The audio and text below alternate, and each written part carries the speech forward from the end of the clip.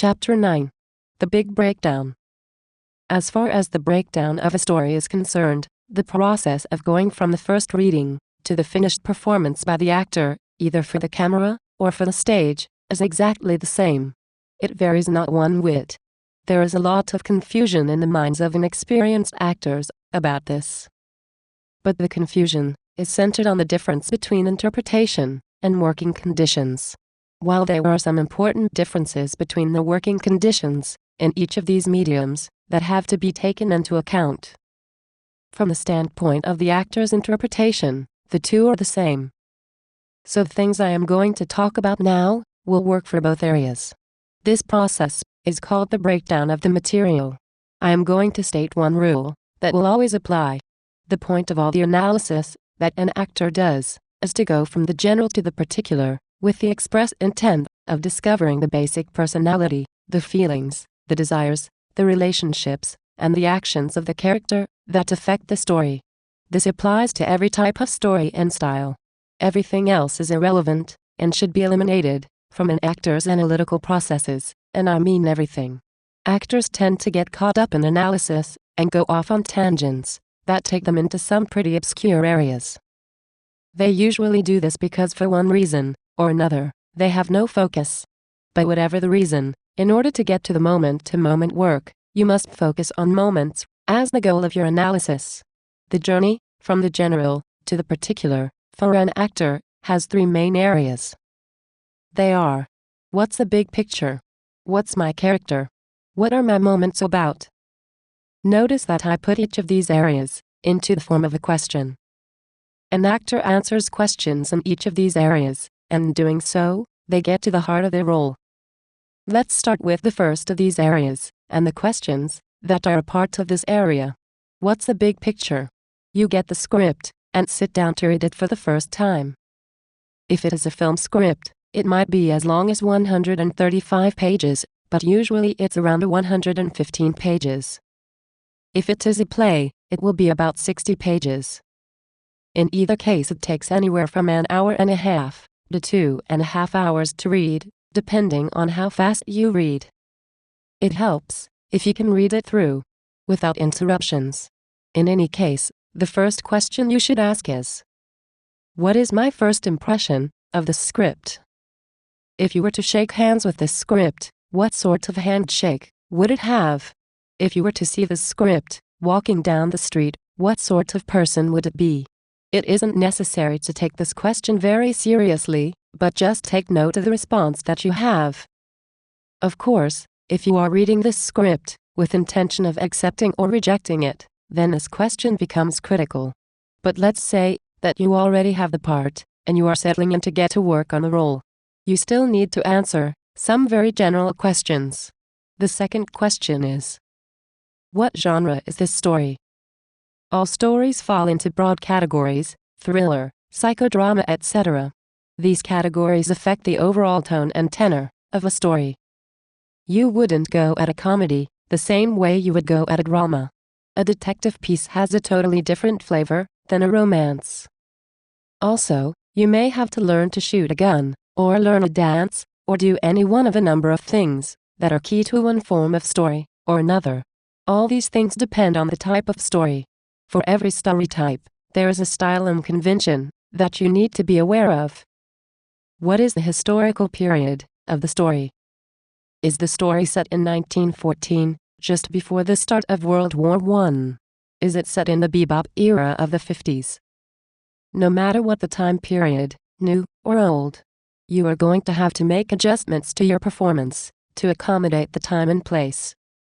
The further from your own time period, the more research you will have to do, both physically and socially, to place yourself into that time. What are the events of the story? This is your trusty plot. What happens to your character in relation to the other characters? What are the events of the story? What happens from scene to scene? All the events that you will be going through, along with the other people in the story. Which brings us to, how do these people relate to each other? Each person has one attitude to the other people. One person hates another person and does nasty things. These other two people have a really interesting interaction. What are the dynamic structures between the people in the story? Is there a classic love-hate romance? Broadly, who are these people, and what do they mean to each other? Remember, this is still in the most general of terms. We will get to specifics later. Are these people symbolic? Writers like to turn the people in their stories into symbols of social movements, political parties, animals, themes, etc. It's part of what they are trying to say. This sort of symbolism has been popular in a number of very famous writers, all throughout the history of playwriting and later film writing. In fact, early playwrights used the symbolic function of the characters a great deal. It is especially popular with writers of social satire. But sometimes it is used, in a totally unconscious way, by other very serious writers, who don't actually consider themselves symbolist. You need to watch for this, because it can change the whole tone and tenor of a story. Even if the writer doesn't realize that his protagonist is a symbol, you need to. What is the writer trying to say? All stories operate on the basis that the person telling them has some purpose to do so. This is the theme. It might be something as simple as "look at how silly this situation is," or it could be very complex, as is something like "the nature of guilt." Writers will sometimes even go to elaborate measures to hide this reason. Harold Pinter is like this. Only the most amateurish, or most political, of authors will state their theme right out, but the theme is always there. You need to find out at least an approximation of what this might be, because part of your job is to be aware of how your performance fits into this theme. However, be careful, because your job is not to sell the theme, but to make real the person that you are portraying. Let the director and the writer worry about the theme. That's their job. Just be aware of how you fit, so if you have to make any adjustments you can do them. But these questions lead us closer in toward who you really are in this production. Which is what our next series of questions is about. What is my character? The questions now turn to a more personal level, and you should start to ask questions about who you are in this particular story. You have just stepped across the border from the general to the particular. This is where the serious work begins. Most people have an easy time of it up to this point, because they have taken any one of a number of classes in high school or college that have taught them how to analyze the general aspects of a story. But an actor's job is to reproduce behavior, not teach romantic theater 101 for the local college. While all the analytical training that you learned will come in handy, for an actor, the focus changes considerably. An actor needs to understand different, more specific things in order to reproduce the behavior of the person they portray, so that the audience can understand it. They need to be able to climb inside the life and dynamics of this person, and that is a considerably different job than finding out what the ghost in Strindberg's play symbolizes. An actor needs to know this information too, which is why we start with the general. Now, we move deeper in and begin to ask more personal questions. Ones that reveal both who we are and how we do what is needed to do in the story. We begin to establish our point of view. This brings us to our first question. Who am I in this story? This is still somewhat general, but instead of figuring out all the characters of the story, we are applying it just to you. You might be the hero, or the villain, or the heiress, or the love interest, or any one of the many character functions that stories use. You probably noticed this when you first read the story. The main reason that you need to pay attention to this now is to begin to place yourself within the story more specifically. Also, there are conventions to the character type that you play, and you need to take these conventions into account, either to play along with them, or against them, etc. What kind of character am I? Alright, so you are the villain. Well, what type of villain are you? Are you the sadistic villain, or the moronic villain, or the intelligent villain? The adjective that you put in front of the general character type will further help you define who you are in the story. One word of caution. It doesn't help to have more than one, or perhaps two adjectives, to describe your character. The frustrated housewife does the job. If you do have more than one, or two, it will allow contradictions, to enter your acting when these adjectives conflict. So keep it simple. The other thing is, don't take them too seriously. This is still at a somewhat superficial level. You don't want to lock yourself in by being a specific type just yet. This is just to get a feel for who you are, not to zero in on the exact nature. Am I a stock or type character? There is a long history in storytelling of using stock characters. It has only been in recent times that they have fallen into disrepute with actors. Writers still love them and use them with glee. TV sitcoms and comedy still use stock characters almost exclusively. They are easily identifiable.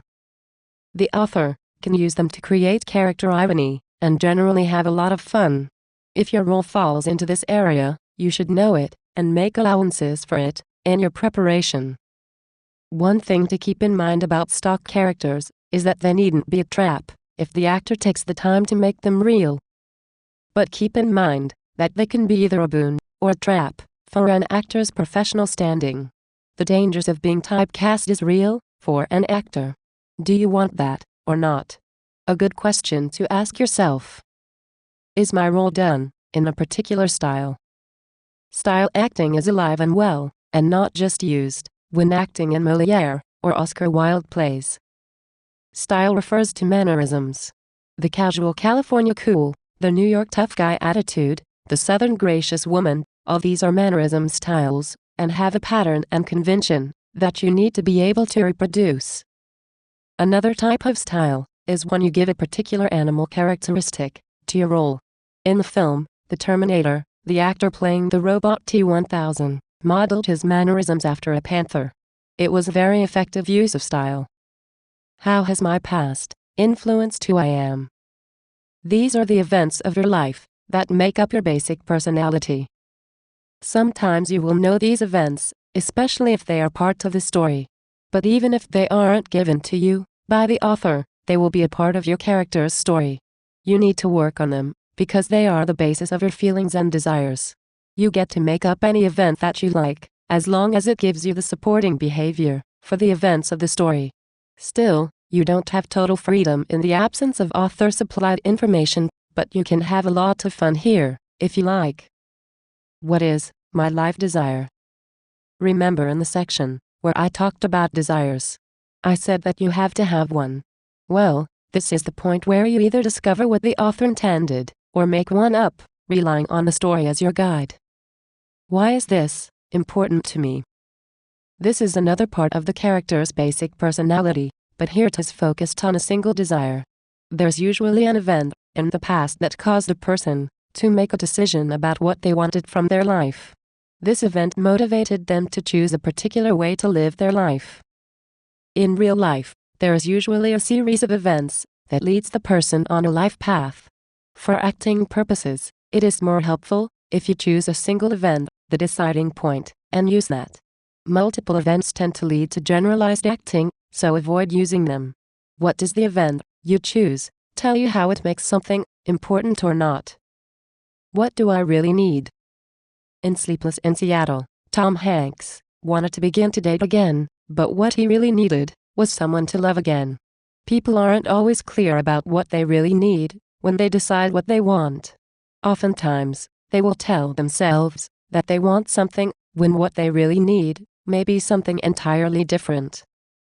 So, it is necessary for the actor to know when this is taking place and what the real need might be. Another way of asking this is, what would I be satisfied with? What would make me happy? What's my approach to getting my desires? Let's say that your life goal is to be the next Segovia or the next Michael Jordan. Well, what particular way would you go about accomplishing either of these two goals? Let's say that two people wanted to be famous. One of them is Bill Clinton and the other is Jeffrey Dahmer. What approach would these two men take to accomplish their goal? How would each of these people go about doing the things that they believe would make them famous? How would their basic personalities alter the way they deal with the world? That's what you want to decide here. You are looking for a personal style. Because you are not just a character function, now you are a living, breathing person, an individual, and all statistical generalized bets are off. Do I have any impediments? This is where you decide about what impediments you have, and to what degree you have them. Impediments are sometimes called character additions, because they add something to your performance, rather than filter it. This decision should also be made, for the most part, with the director, so that you can place the impediment within the general scope of the whole piece. Also, the director might have a very different slant on how a particular impediment is used. How do I feel about each person in my life? This is the point where you determine what your feelings are for all the people that you know in the story. These are your relationships. You need to determine a feeling for each person specifically, and you can't leave anyone out. This is no longer a general feeling, it is specific to each person, and you need to note where the big changes in each of the relationships take place, and what they change to. These change points are called transitions, and they are very important. What event caused these feelings? In the relationships section, I talked in more detail about this part. But each relationship has to have an event that caused you to feel a specific way about that person. What was that past event, and what particular way does it make you feel? Like everything else in the preparation stage of the work, if the author doesn't give it to you, you get to make it up. But, like I cautioned you earlier, you are bound by the situations and conditions of the story. Start with those, and work backwards, then use as many presets as you can to cement the feeling into your subconscious. At this point, you will have done all the background work of your character. What you work on next is the events of the story, and what your character does in the situations. The scenes. Before you walk on stage, or in front of the camera, you need to answer the following 3 questions. What just happened to me? This is called your prior circumstance, and I talked about it some when I was talking about the emotional preparation. This is the event that preceded the one that you are entering right now. This isn't your life's story, but the continuation of the moment that you just left. The distinction is important, because often actors try to put all sorts of character slants to their entrances. The simple truth is that you just got beat up, or you just got turned down for a raise, or you just got proposed to, or whatever just happened. You need this information to know how to answer the next question, which is, how do I feel about that? Well, are you angry, sad, afraid, or joyful? What emotion, and what flavor of that emotion do you need to enter with? You don't need to belabor this. Just decide what you need, and arrange your imaginary situation to create it. Answering this gives you the first 2 parts to your emotional preparation, but it still won't get you in the door. For that, you need to answer the next question. What do I want because of this? And if you have been paying attention up to this point, you will recognize that as what I call the desire of the activity. Walking into the door, what do you want? One thing I want to say is that often when you enter a scene, the desire that you have is for some simple thing that has nothing to do with the overall situation of the story. Why is this? Because storytellers like to surprise us, that's why. Let me give you an example. Our erstwhile detective has just gotten himself beat up and thrown out of a local nightclub where he went to confront a local gangster. He is sore, has a cut lip, a loose tooth, and didn't learn much, so he's in a foul mood. He enters his apartment with the firm intention of having a drink and a long soak in a hot tub to ease his sore muscles. This is his simple activity that arose out of the events of the prior scene. But he finds the FBI waiting there to grill him about some part of his case. Surprise, surprise. The FBI. That is the event that interrupts the simple activity. This accident is no accident at all, but something that you want to have as much of in your work as you can. To the point that you should put it in, even if the author and the director leave it out. This is the activity that is interrupted by the event. It allows you to react to events with freshness, no matter how many times you have done that particular take or that scene. If you enter expecting one thing and you get another, you automatically give yourself somewhere to go emotionally. This makes your acting more varied and interesting. So, when you pick the desire that you want to have to begin the scene, keep this in mind. Also keep in mind that if you act like the FBI is going to be there, when your character doesn't know that, you will telegraph the surprise and bore the audience to death. These three things make the lead into any scene, and are generally lumped under the term prior circumstance that I used earlier. So when your director asks you what your prior circumstances are, you will know what to say.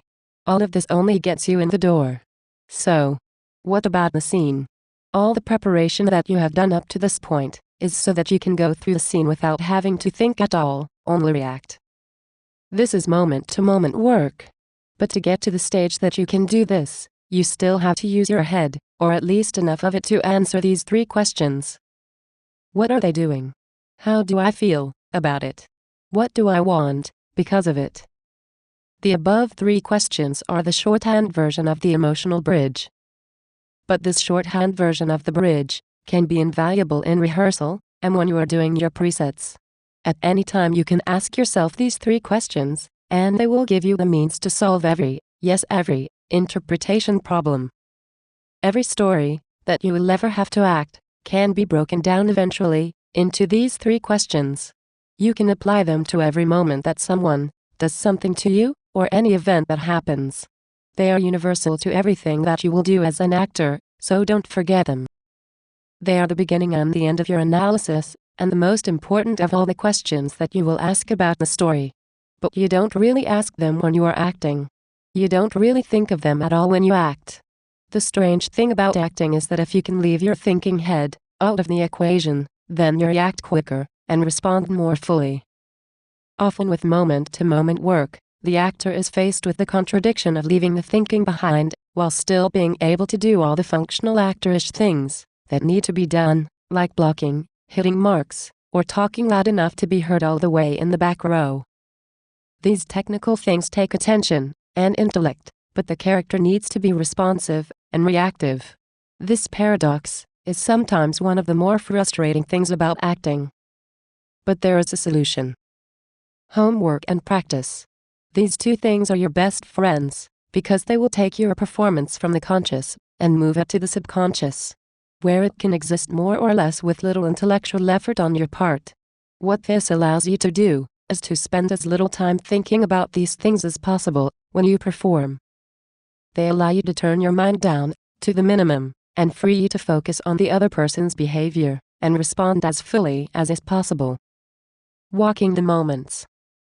I have an exercise that I am going to give you at this point. It uses the three questions that I just gave you to help you find the moment-to-moment exchanges that are inherent in every scene. This exercise is great for directors as well as actors, because it can be used to focus actors, especially ones who do not use this method, into seeing clearly the moment-by-moment interaction, the events of the scene. It is also great because it bypasses the normal tendency of actors to diffuse their attention away from the events and to complicate the process with too much analysis. You sit the actors down at a table with their scripts. You start with the prior circumstances of the scene, and you ask the actors to answer those three questions. When you are sure that each actor has a clear idea of where they have come from, how they feel, and what they want entering the scene, you move to the next part. You establish the relationship between the actors. With each actor, you ask, who is this person to you and why? Finally, you move to the situation at the start of the scene. You establish who is where. Say actor A is seated at the table, and actor B enters. You do not actually have them do this, just establish that this will take place. That's your first moment, your first event. So you turn to actor A and ask them what happened. Actor B has entered, how do they feel about that, and what do they want to do because of it? Then, when you are satisfied that actor A has the first moment correct, you switch to actor B and the second moment. Then you ask actor B what actor A just did, how do they feel about it, and what do they want to do because of it? When you are satisfied that actor B has that moment correct, you return to actor A for the next moment. You go back and forth like this, walking your way through each and every moment of the scene. I don't suggest that you walk through the whole script with this procedure, but it can be very helpful when there are problems with a particular scene or a particular moment. When you have gone through all the moments, and everybody has a clear idea of what is happening at each step, you can move to actually running the scene. This takes some time to do, but it is very helpful in establishing the structure of the scene. It makes it clear to the actors what is happening, and why at every moment. You can also use it in rehearsal, or on the set, in a problem-solving way, for a particular moment, if you need to. While this exercise is best used as a directing tool, any actor can sit anywhere, and break down any script using this tool, and the 3 questions. There are a couple of things to remember about this type of breakdown. The first of these is that when you are deciding how you feel about an event, you must use the 4 basic emotions. It is very easy to get into your head about these things, so using these 4 basic feelings keeps it simple. Also, the 4 basic emotions keeps it on the human level, and keeps you focused on your reactions to events, rather than your considered thoughts. The next of these is that you focus on this moment, and what the person just did to you, their present time actions. This is about now, what just happened, not what might happen, or what happened earlier. The last moment is gone, and an event of 5 moments ago is ancient history. You don't need to do a dissertation on what happened 10 moments ago, you need to recognize what happened just now. This will keep you focused in the present time, and it will also serve to make your behavior a result of an event that the audience can easily see. Focusing on past moments will throw you off track. Let me give you an example. Your father, who you hate, because he divorced your mother, and left you when you were young, has just saved your daughter's life, from a speeding car. Do you react to the events that happened 15 years ago during the divorce, or the fact that he just saved your daughter's life? A man that you have dated for several months, and who has always been kind and loving to you, walks up and starts slapping you, and yelling at you. Do you react to the kindness and loving that happened before, or the slapping and the yelling? Actors often react to the present moment, according to the dictates of past moments.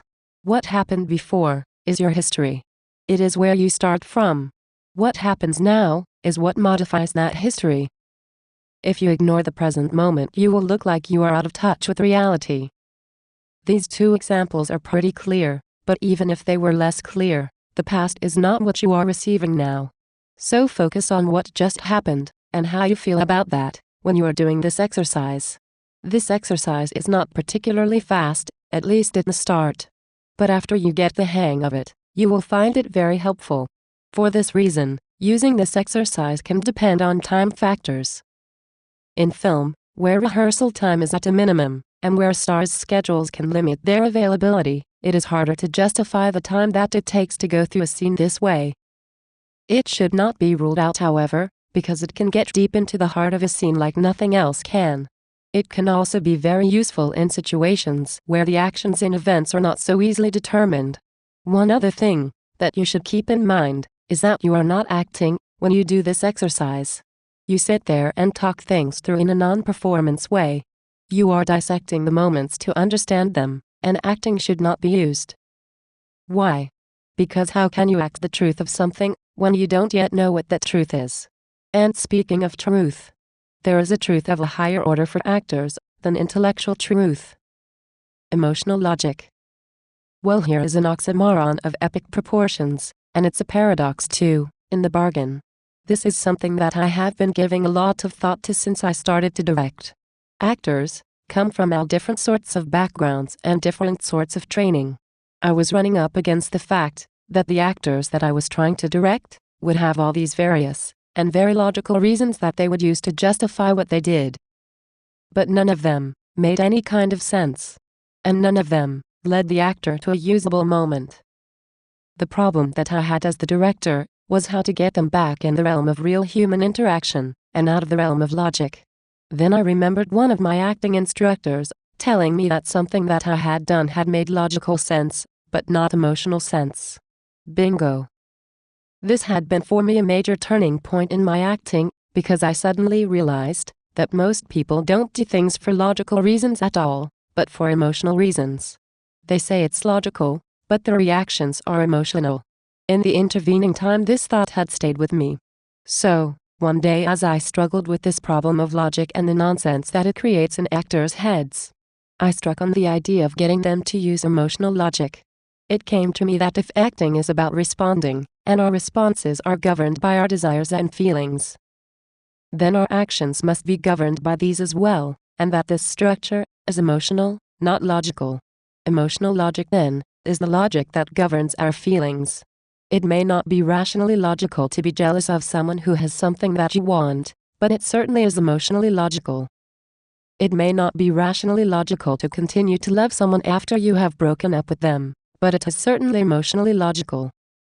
I am sure if you spend some time thinking about this, you could come up with dozens of examples where the things people do are not logical, or even rational, but they still do them.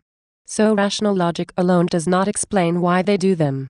I pass this on to you because if you are having trouble making sense of things that you do in the story, when the explanations don't seem to fit the bill, no matter how logical they are, throw out the rational logic and think in terms of the emotional logic.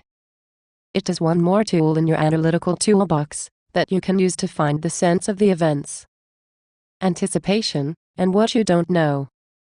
This final section of the big breakdown is an area that seemingly goes against the logic of breaking down a story at all. First off, when you have gone through all of the above, and asked all the questions that you can ask, done all your presets, and learned all your lines, you are left in the unenviable position of knowing a great deal about what you are doing. So much so that you may begin to suffer from anticipation. Anticipation is the natural consequence of all the really great work that you have done. It will also go a long way toward killing your performance, since any spontaneous activities that you had will be long gone. To avoid this, you have to go through the scene one more time. Only this time you have to go through it to find out all the things that you have to be surprised about.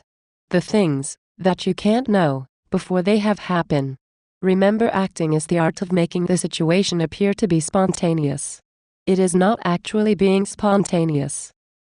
To do this you have to know it backwards and forwards, and then you have to do the strangest part of acting. You have to make yourself appear to have not done any of the hours and hours of preparation. All preparation is so you can act in the first place. But the person that you are to portray goes through these events for the first time. This person receives each bit of information for the first time. If you are to portray this person, you must behave as if you are receiving all of this information for the first time. You can't do this if you are not aware of what events and information should be new at what point in the story. So you go through the scene and pick out all the events and information that you can't know. The funny part about this is that you don't have to beat it to death. Just doing it puts a mental tag on all the things that you want to experience for the first time. Your subconscious takes over from there. Why? I haven't got the faintest idea. But it does happen that the subconscious will take note of the information and act on it. The human mind likes to count things and make categories of things as a way of making sense of the world. It does it completely automatically and very consistently. It also does it quite single-mindedly, whether you cooperate with it or not.